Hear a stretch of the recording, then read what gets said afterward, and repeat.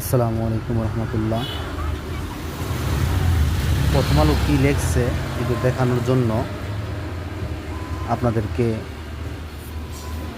Video করে দেখানোর জন্য করতেছি আর কি। বিষয়টা হইল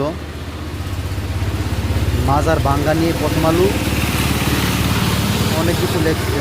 লেখাগুলা মনে করি তাদের ঠিক হই নাই, অপ্রাসঙ্গিক আলোচনা করছে। যেই লেখছে উনি হইছে আসিফ বিন আলী, বর্তমান কাজ করছেন উনি যুক্তরাষ্ট্রের সার্জিয়াটেস ট্রাস্ট না কি জানে ওইটার মধ্যে, এই আর কি।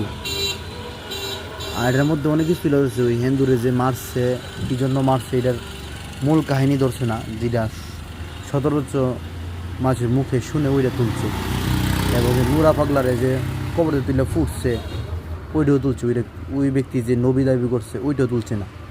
আমার কথা হইলো উনি বলতে প্রথম আলো যারা এটা লেখছে, উনি যে লেখছে আসিফ বিন আলী যে লেখছে, লেখাটা ওনার সমুচিত হয় নাই এইভাবে লেখা। এবং ধর্মীয় কঠোরপন্থী বলছে, বাংলাদেশের ধর্মীয় কঠোরপন্থী সহিংসতাকে মানে অনেক করে তুলছে, মানে এইরকমভাবে অনেক কিছু লেখছে। এগুলো থেকে মনে করি ওনার ফিরে আসা দরকার।